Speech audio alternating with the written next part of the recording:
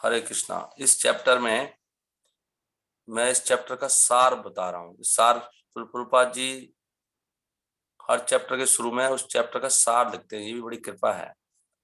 मतलब आपको अगर पहले एसेंस पता लग जाए सार क्या है और फिर चैप्टर में हम अंदर प्रवेश करें माइक्रो लेवल पर विस्तार से देखें, हमें सार समझ में आना चाहिए। सार क्या है, करना क्या है, वो तो पता ही होना चाहिए हमेशा ही, तो हमें फिर बात समझ में आती है। तो यहाँ पर लिखा है कि जो लोग भगवान हरि की पूजा करने के विरोध में हैं और जो अपनी इंद्रियों को संयमित नहीं कर सकते और जो व्यक्ति अशांत हैं, उनकी परीक्षा हो रही है, उनके उनके बारे में विचार किया जा रहा है यहाँ पर। और साथ साथ में हर युग में कैसे भगवान की पूजा होती है उसके बारे में भी बात की जा रही है। ये चैप्टर, ये 11वें स्कंद का 5वां चैप्टर है।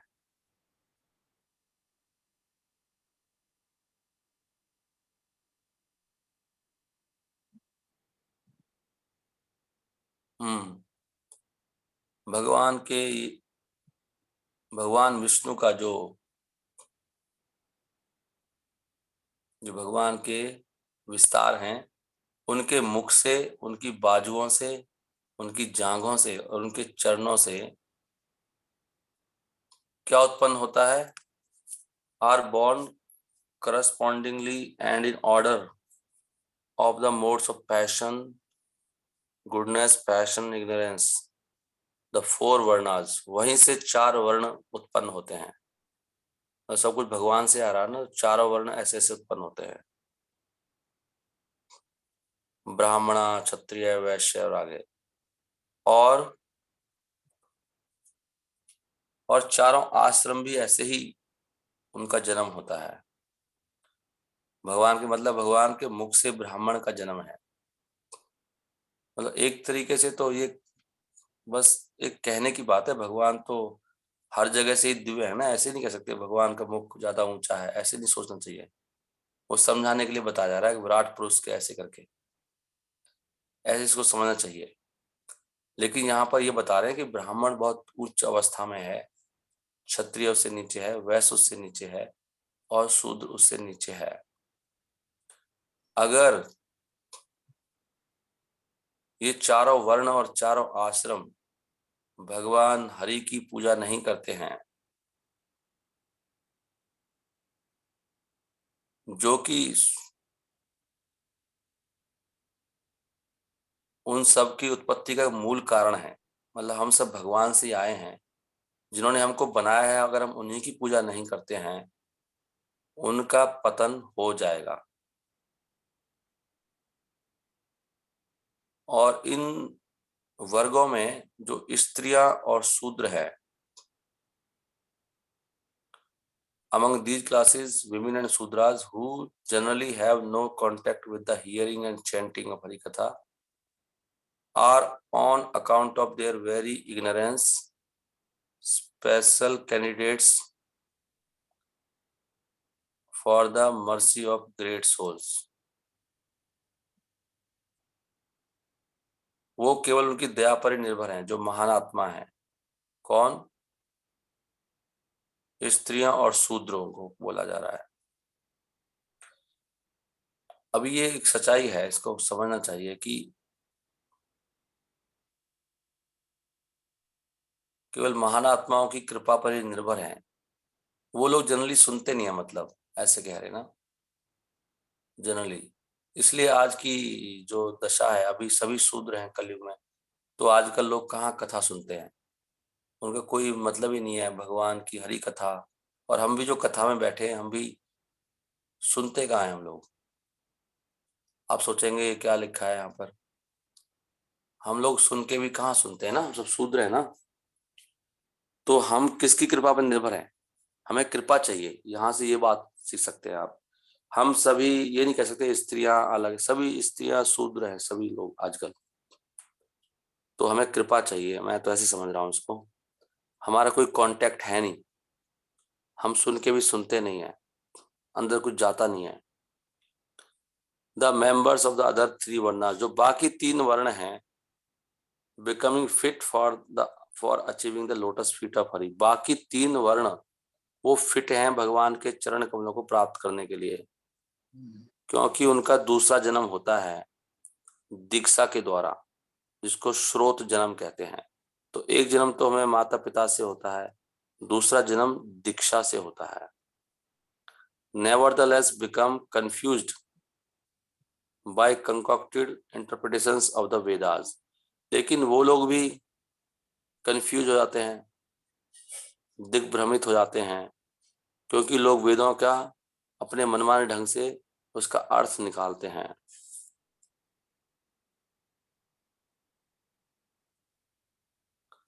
अपने आप को बहुत बड़े वो विद्वान समझते हुए, हालांकि वो बहुत जरूरी जो अर्थ हैं कर्म के उनको भी नहीं समझते हैं।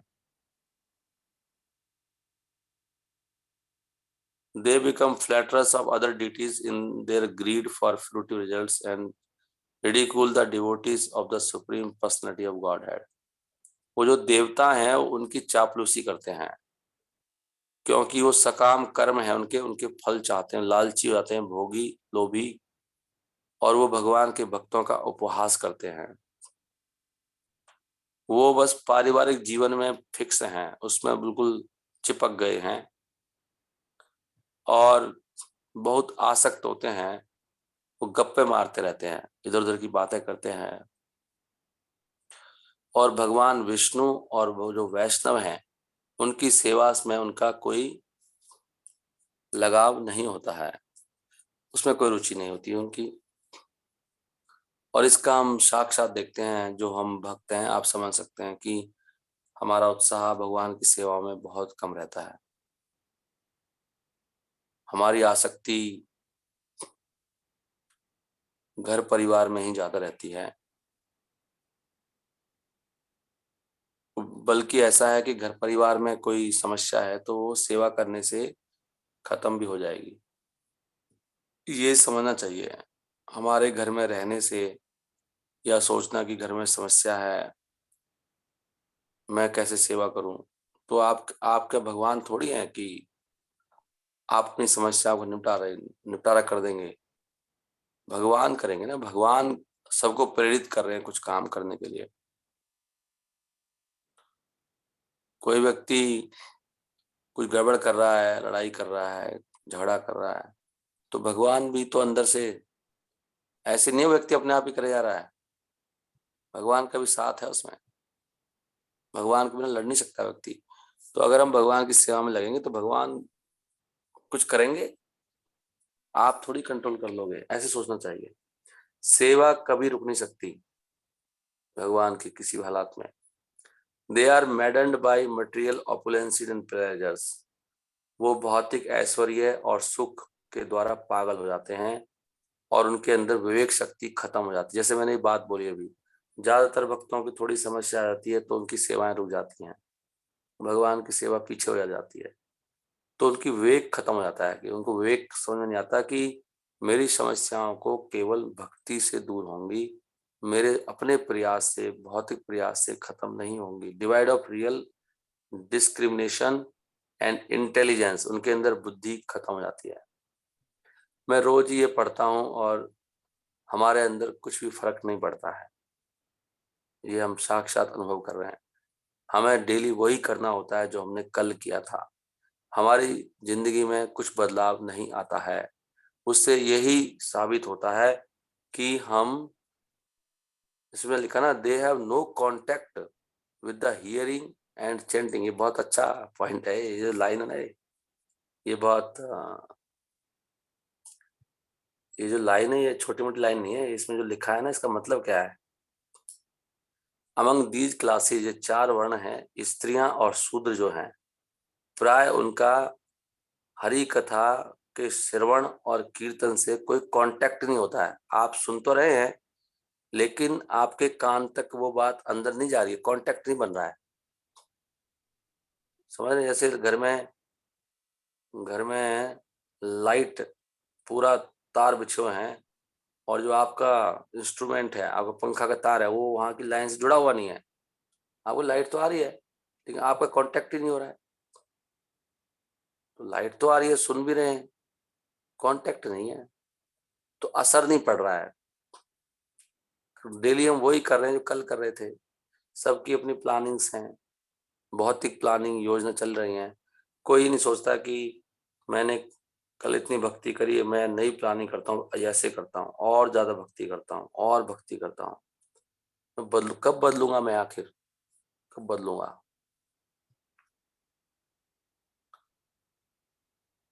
दुख की बात यह है कि अभी ये कथा समाप्त होने के बाद मैं दोबारा ज्वाइन करूंगा तो केवल 18 भक्त मिलेंगे इसमें, चैंटिंग करने वाले। अभी कितने हैं?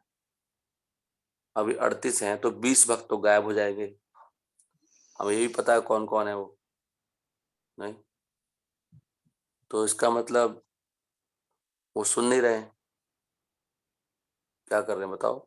5:15 एक माला के लिए भी नहीं रुकते हैं। कितनी बार बात हो गई है। और जो बाकी भी हैं वो भी अगले आधे घंटे के बाद उसमें से 5 रह जाएंगे, 7-8 रह जाएंगे। जो भी लटके हुए हैं इस पे, उनकी आवाज नहीं आती है। एक दो वक्त बजते हैं। तो ये सब क्या है, कोई सुनता नहीं है। ये जो लिखा है अमर की क्लासेस, स्त्रियां और शूद्र, उनका तो कोई कांटेक्ट ही नहीं है। They don't have any contact. Devendri माता जी की कृपा हो रही है। प्रत्यक्ष माता जी, आपका माइक भी बहुत उछलता है। ये कौन है? तो कोई और है। प्रत्यक्ष है, वही है क्या? पांडे प्रभु कोई आए हैं।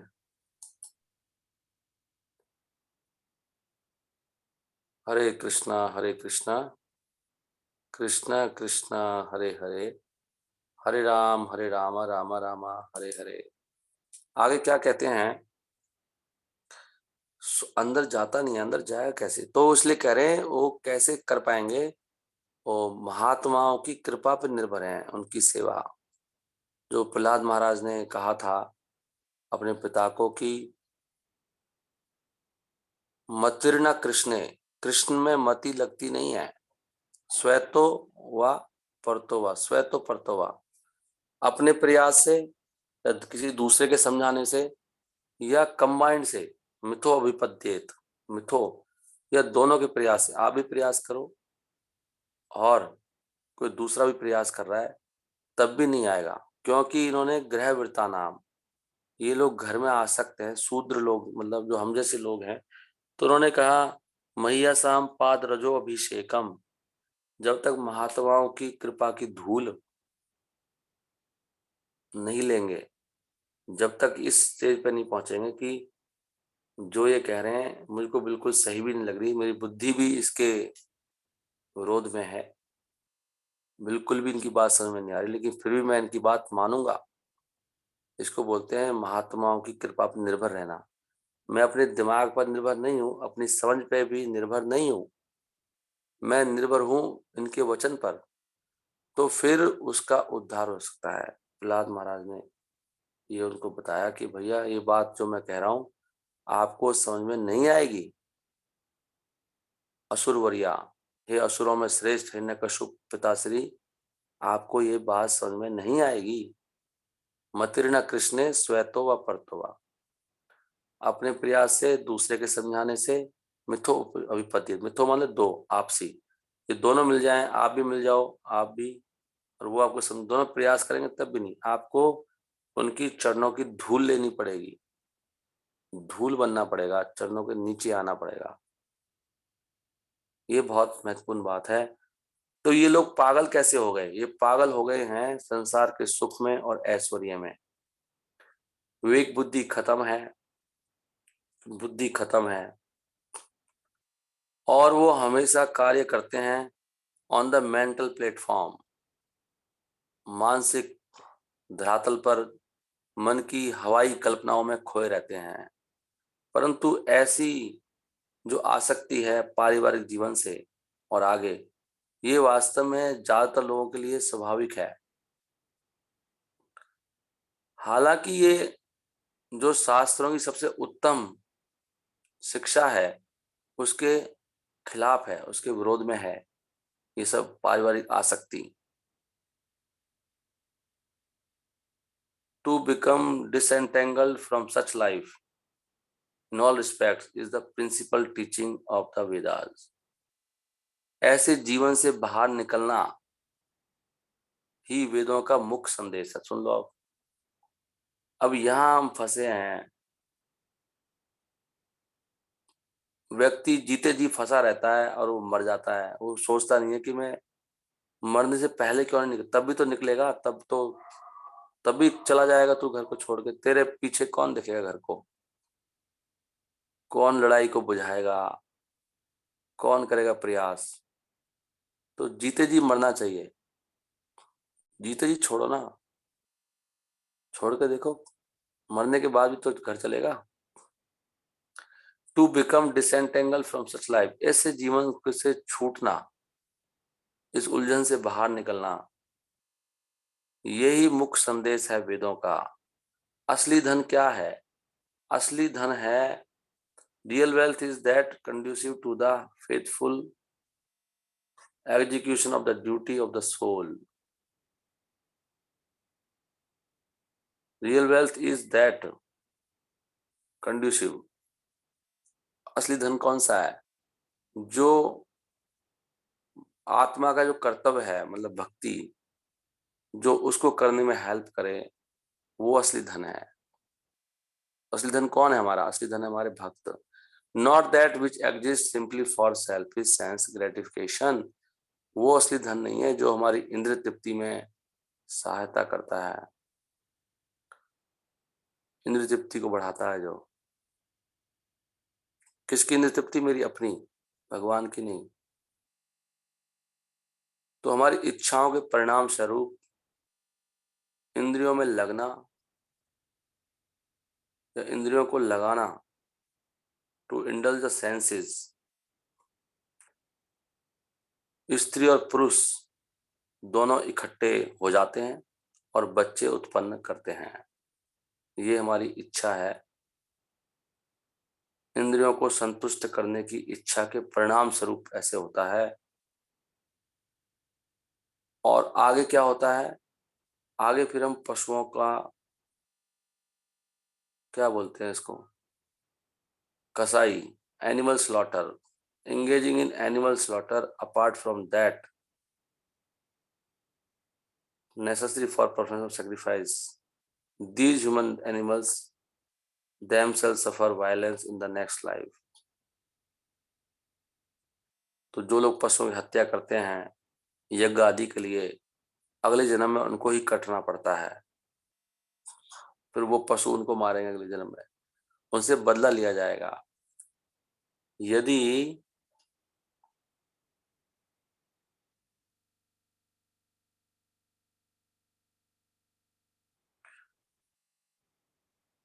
यहाँ पे एक अच्छी बात लिखी है कि अगर कोई व्यक्ति लालच के कारण,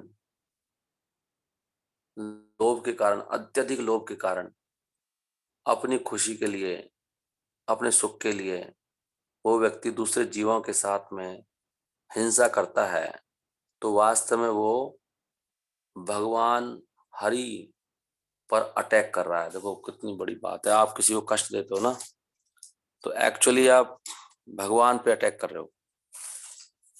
किसी व्यक्ति को आप कष्ट दे रहे हो, तो ये बात भागवतम में आ गई अभी देखो। इसलिए हमें बहुत सोच समझ के व्यवहार करना चाहिए कि हमारे कारण किसी को कष्ट तो नहीं हो रहा। मतलब अनजस्टिफाइड, कई बार तो भक्ति करने से भी कष्ट होता है लोगों को, उसकी तो कोई बात नहीं है, वो तो मूर्खता है उनकी। लेकिन हम कई बार कष्ट दे रहे होते हैं लोगों को, तो हम सीधा भगवान पे ही आक्रमण कर रहे हैं। He is also attacking Lord Hari, क्योंकि उन जीवों के अंदर भगवान भी बैठे हुए हैं। तो लॉर्ड जो भगवान वासुदेव हैं, उनके विरोध में ऐसे मूर्ख, आत्मघाती, आत्म धोखा देने वाले लोग, वो अपनी बर्बादी का सामान सर पे उठाते हैं और नरक में चले जाते हैं। तो ये हमारे बारे में बात हो रही है। हम लोगों का जीवन यही तो हो रहा है। हम लोग सारा बारूद जो है ना अपने सर पे उठा रखा है हमने, और नरक में जा रहे हैं। क्योंकि सारा दिन हम क्या करते हैं, हिंसा ही तो हो रहा है संसार में, एक्सप्लॉइटेशन है। मेरे मन में अभी एक दिन ऐसे आ रहा था कि आ, कि भाई हम लोगों को इतने साल हो गए काम करते करते, और इतना ज्यादा जान पहचान है इंडस्ट्री में, सभी तरह की इंडस्ट्री में जाते हैं। तो मेरे मन में आया कंपनी खोल लेते हैं, वो उसका पैसा कमा के और फिर उसको हम लोग वर्णाश्रम बनाएंगे। मैं ऐसे सोच रहा था परसों। फिर मैंने थोड़ा विचार किया तो मुझे लगा कि ये सारा तो छीना झपटी है।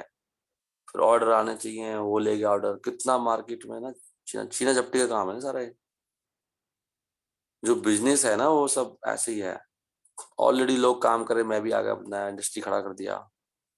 फिर वहां पे जाएंगे, फिर बहुत कंपटीशन है ना। तो एक दूसरे पर अटैकिंग का ही सिस्टम है सारा ये। बिजनेस में क्या है, किसी को नौकरी मिल रही है, किसी को नहीं मिल रहा है। इसलिए जो कृषि को रक्षा वाणिज्य है ना, उसमें ऐसे नहीं है एक्चुअली। उसमें क्या है कि आप उस पर निर्भर हैं, और जो एक्स्ट्रा सामान है ना वो आप देते हैं।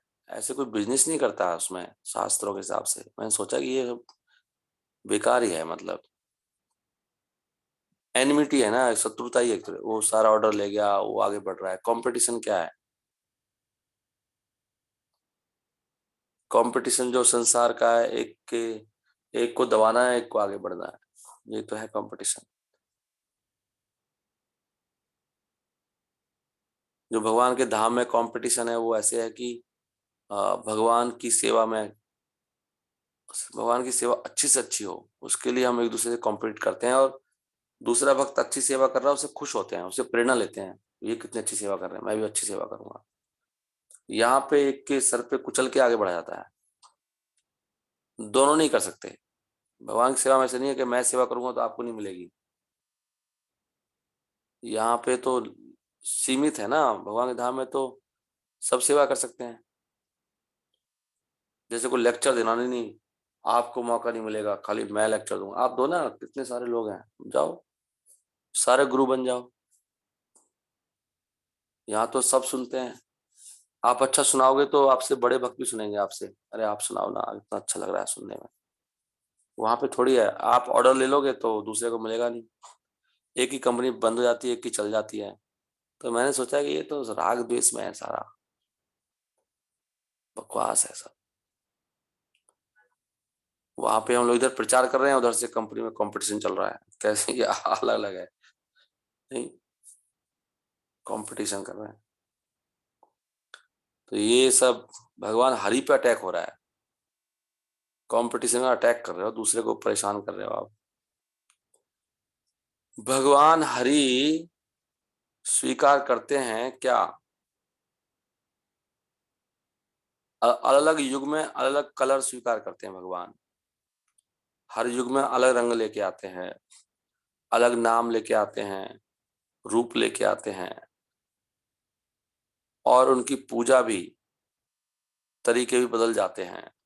सती में भगवान का रंग सफेद होता है, और उनकी 4 भुजाएं होती हैं।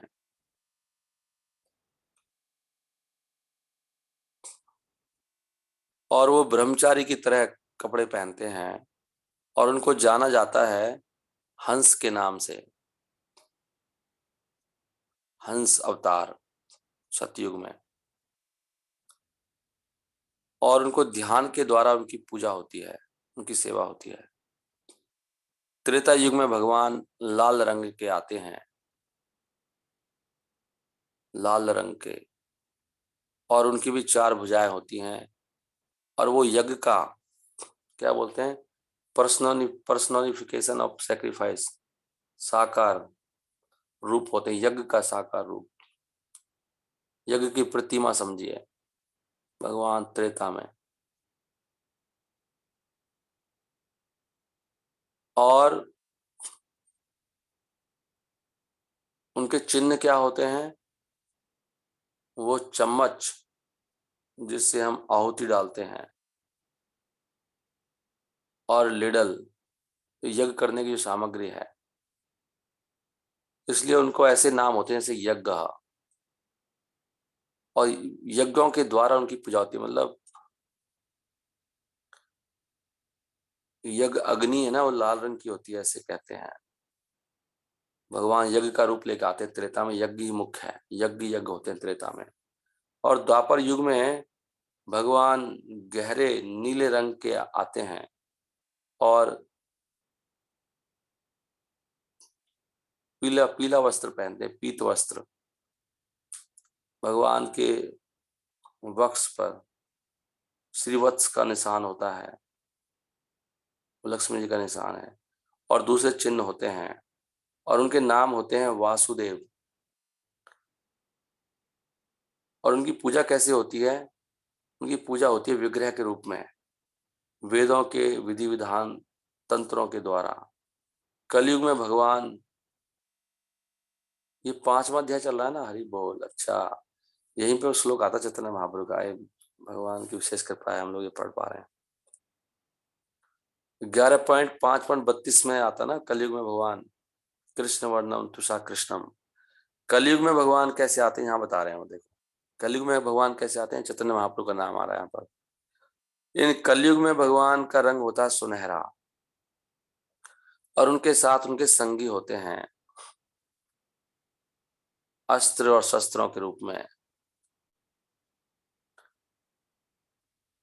और भगवान लीन रहते हैं किसमें? कृष्ण कीर्तन में। और उनकी पूजा होती है संकीर्तन यज्ञ के द्वारा। कलयुग में संकीर्तन यज्ञ के द्वारा पूजा होती है। अच्छा, आपके लिए मेरे पास अच्छी खबर है, याद आ गया। मुझे भक्त मिले हैं, वो सबको मृदंग करताल हारमोनियम अच्छा सिखाने वाले हैं। मुझे बता तो ही रहे थे, वो डेमो क्लास भी दे देंगे और जूम पे सिखाएंगे। तो आप सब भक्त अभी तैयार हो जाइए, हम सब, वो कह रहे हैं मैं आपको 1 महीने के अंदर सब लोग बजाने लगा सीख जाएंगे, विद इन 1 मंथ। मतलब आप पार्टिसिपेट करना शुरू कर दोगे, 2 महीने में सब सिखा देंगे। तो आप जो जो भक्त सीखना चाहते हैं, वो लेकिन पैसे काफी ज्यादा लेते हैं, मेरे को तो ऐसे लग रहा था। पर वो कह रहे थे प्रभु जी, वो कारण बता रहे थे उन चीजों के, वैसे ज्यादा भी नहीं है। सारी उम्र के लिए भगवान की सेवा के लिए क्या है, अगर कुछ ले लेते हैं तो ठीक है उनका, वो उसी से गुजारा करते हैं वो। वो तो अलाउड है, कोई सिखाना चाहता है ऐसे। कोई और भी अच्छा भक्त होता था, ऐसा कोई मिला नहीं अभी तक भक्तों में से। ये भी वो है कि कोई फ्री में सिखाए। हम्म। लेकिन हमारे हमारे एंड पर भी प्रॉब्लम है कि हम फ्री में क्यों सीखना चाहते हैं। वो ये कह रहे थे जो फ्री में सीखते हैं ना, वो सीखते नहीं है, ऐसे कह रहे थे मुझे। वो जो थोड़ा पैसे देते हैं वो सीरियस है सीखने के लिए।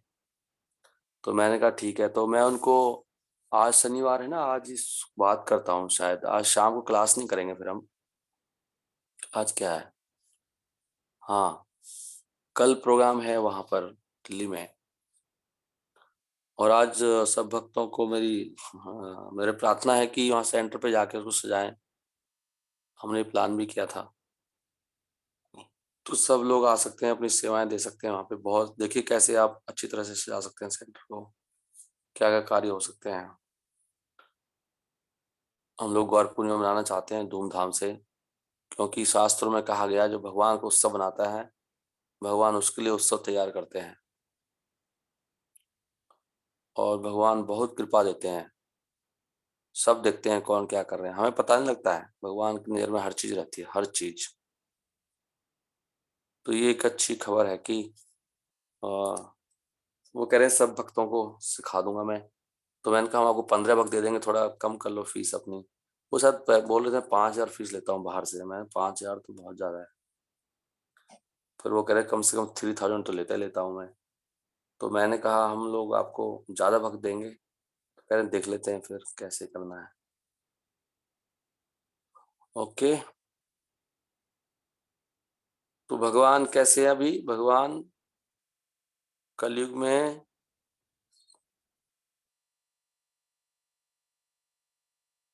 कलयुग में भगवान के पवित्र नामों का गुणगान करने से ही हमें अंतिम लक्ष्य प्राप्त हो जाएगा।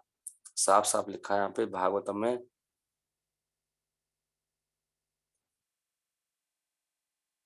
तो जिनको सार पता है सही वस्तुओं का, इसलिए वो कलयुग की भी प्रशंसा करते हैं, क्योंकि कलयुग में एक बहुत विशेष गुण है, तो कलयुग भी बहुत अच्छा है।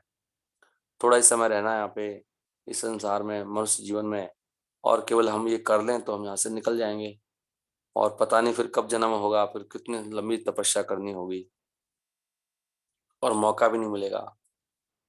तो ये बहुत अच्छा मौका है हम सबके लिए कि हम सेवा में लग जाएं। जैसे जैसे आचार्य बता रहे हैं ऐसे करेंगे तो भगवान अवश्य कृपा करेंगे। भगवान बहुत दयालु हैं। कलयुग में बहुत सारे लोग साउथ इंडिया में, द्राविड़ देश में, जहां पर कृतमाला, ताम्रपर्णी, कावेरी और महानदी बहती हैं, ये सब नदियां हैं। ये भी इन्होंने लिख दिया नहीं।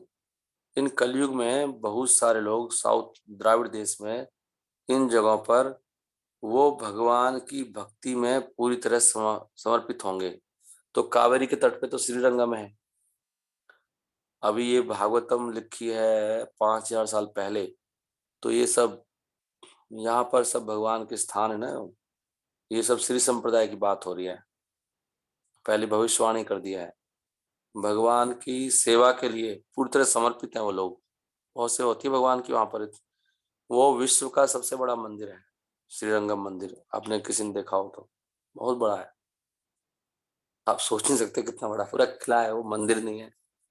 बहुत ही बड़ा मंदिर है रंगनाथ जी का। और कावेरी नदी का पानी है ना, बिल्कुल बिल्कुल साफ पानी है एकदम। मतलब आपको पानी, नदी में जाओगे तो आपको दिखाई देती है जमीन नीचे, इतना साफ है, लगा लो आप। आपको जो नीचे तल है ना उसका, नदी का, वो सब साफ साफ दिखाई देता है।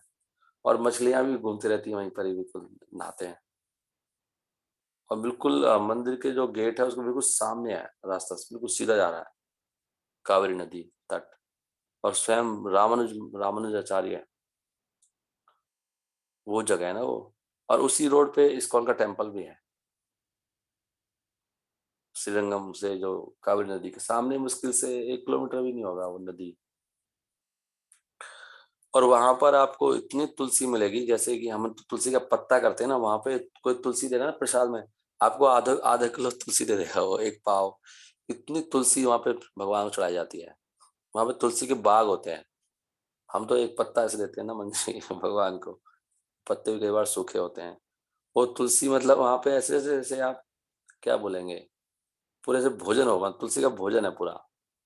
तो तुलसी प्रसाद देंगे तो आपको पूरा मुट्ठी भर के देंगे पूरा, मतलब पत्ते नहीं, पूरा उसका पौधा सा, पूरी टहनियाँ ऐसे चढ़ाते हैं वहां पर। सोचो भगवान सेवा देख रहे हो किस तरह से हो रही है। आप इससे आइडिया लगा सकते हो कैसे सेवा होती होगी वहां पर भगवान की। तुलसी के हम लोग ढेर रखे रहते हैं गेट पे, तुलसी तुलसी रखी होगी प्रसाद के रूप में, तुलसी देंगे आपको लोग। लोग भगवान की तुलसी प्रसाद, आप पूरा मतलब एक थैले में भर के तुलसी ला रहे हैं वहां पे, ऐसे है वहां का माहौल। तो यहाँ लिखा है वहां पर ऐसे होगा। चलो समय तो हो रहा है, मैं एक ये पैराग्राफ और पढ़ देता हूँ बस। लोग जो अपने झूठे घमंड को छोड़ देते हैं और भगवान हरि की शरण लेते हैं, वो वास्तव में देवताओं के प्रति ऋणी नहीं रहते, ना किसी के प्रति। भगवान हरि सबके हृदय में प्रकट होते हैं, भक्तों के हृदय में, जो उनके अलावा कोई और शेल्टर नहीं जानते, और जो अपने हृदय से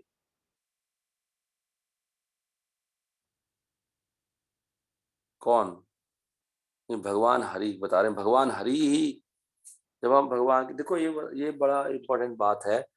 मेरा उस पर नजर उस दिन गई कि जो श्लोक है ना, भक्ति पर ईसा अनुभवा विरक्ति, मतलब वहां पर ये कह रहे हैं कि भगवान की शरण लेने से भक्ति, भगवान का अनुभव और विरक्ति पैदा होती है। मतलब मुझे ये बात सही है कि हम भक्ति तो कैसे हम लोग नहीं कर सकते। ये देखो इच्छाएं भगवान खत्म कर रहे हैं।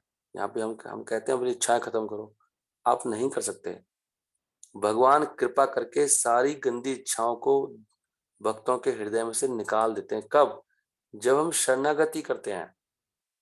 मतलब हमारे हाथ में नहीं है माला घुमाना भी, हमारे हाथ में यह बात कि प्रभु आप प्लीज मुझे कंट्रोल। जब हम अपने हृदय से कहें भाई इनकी बात सर्वोपरि है, मैंने सोचना बंद कर दिया, अब मैं अंधा हो चुका हूँ, अंधा जैसे ना अंधानुगमन।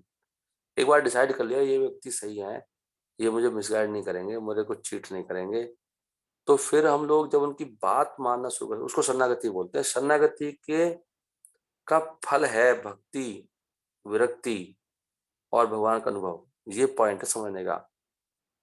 शरणागति अलग चीज है, भक्ति अलग चीज है। ये बहुत नई बात बता रहा हूँ मैं आपको, मैं एकदम तो नहीं है, थोड़ी अचिंता भेदा भेद है, लेकिन शरणागति के फल के रूप में आपसे भक्ति, कृपा के रूप में आप कर पाओ। भक्ति भी नहीं कर सकता ना इंसान, भक्ति कहाँ कर पाते हैं हम लोग। तो भक्ति इसलिए नहीं हो रही क्योंकि शरणागत नहीं हो, आप बात मानने को रेडी नहीं है हम लोग। अब यहाँ पे भी कह रहे हैं भगवान ही तो इच्छाएं खत्म करते हैं अंदर से, जो कोई शरणागत होता है। ये इंपॉर्टेंट बात है इसमें। लोग सदन में लोग माला करेंगे, ये करेंगे बात, लेकिन रहते इंडिपेंडेंट है। पॉइंट शरणागति का मतलब है सिंपल शब्दों में कि अपनी इंडिपेंडेंस छोड़ना, ऐसा समझ में आ जाएगा हमको। हमारी इंडिपेंडेंस है ना, भी अपने आप डिसाइड करते हैं ना हम चीजों को, क्या करना है क्या नहीं करना है। हर चीज तो हम सारे डिसीजन खुद ले रहे हैं ना हम लोग। ये मतलब शरणागति का उल्टा है ये। जैसे आप माला कर रहे हो, आप 108 माला कर रहे हो, तो ठीक है आप कर लो माला, कोई दिक्कत नहीं है।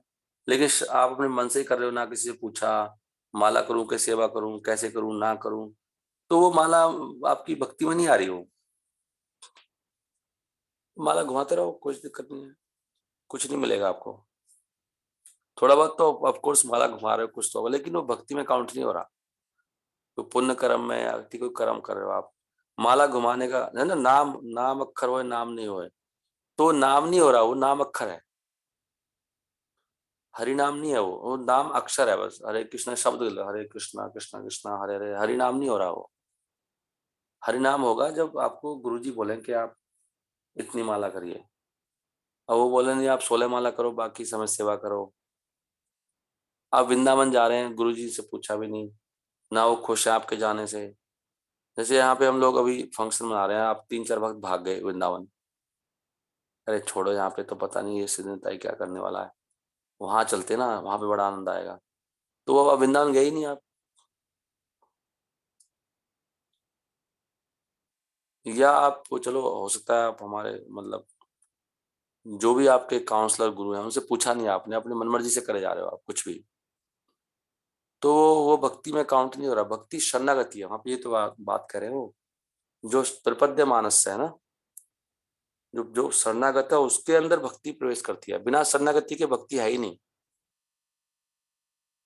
वो एक तरह का भुक्ति है, भक्ति नहीं है भुक्ति है वो।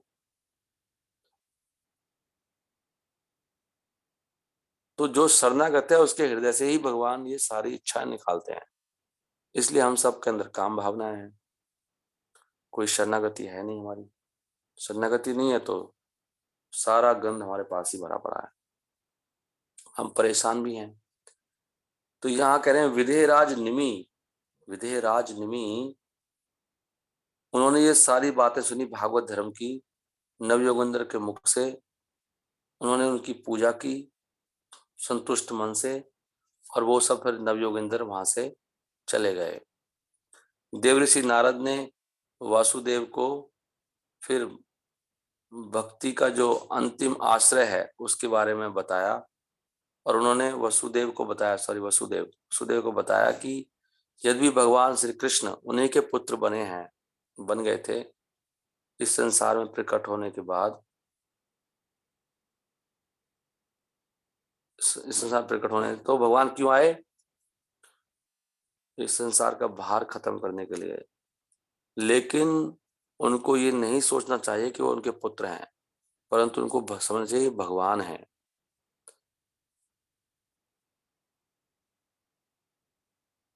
कहते हैं भगवान के ऊपर ध्यान करने से शत्रु के भाव में भी राजा शिशुपाल उसको भी मुक्ति मिल गई। तो उसके बारे में क्या कहा है? So to attempt to say anything more about the perfect achievement of great souls such as Vasudev, क्या समझ में भी नहीं आ रहा क्या है। So to attempt to say anything more about the perfect achievement of great souls such as Vasudev who enjoy intimate relationships would be a useless endeavor. तो उनके बारे में क्या कहा जाए? जो भगवान से शत्रुता कर रहे हैं उनको मुक्ति मिल जाती है, और जो भगवान के साथ इनका गहरा संबंध होगा उनका क्या होता होगा, उनको क्या गति मिलती होगी, उसके बारे में क्या कह सकते हो आप? उसके बारे में कुछ ज्यादा कहा नहीं जाएगा आपसे, वो इतनी ऊंची गति होगी ये कह रहे हैं। सो हमने इस प्रकार इसका सार पढ़ लिया 5वें अध्याय का। अभी 5:32 हो गए हैं। अच्छा, मैं आपसे ये पूछना चाह रहा था कि आप भक्त लोग रुकते क्यों नहीं, क्या कारण है, मतलब ऐसा मैं बात करना चाह रहा था आप लोगों से। हरे कृष्णा, ये तो बंद होने वाला है।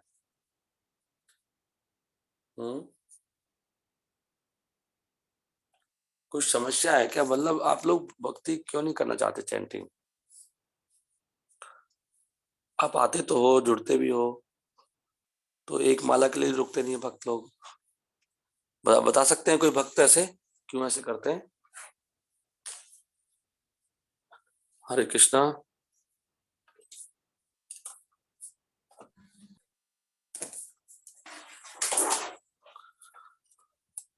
हरे कृष्णा, आप सुन तो रहे ना मेरी सब बातें? यस प्रभु जी, सुन रहे हैं। तो आप सब लोग रुकते क्यों नहीं हो, मतलब आप क्या सही में नहीं आते क्या?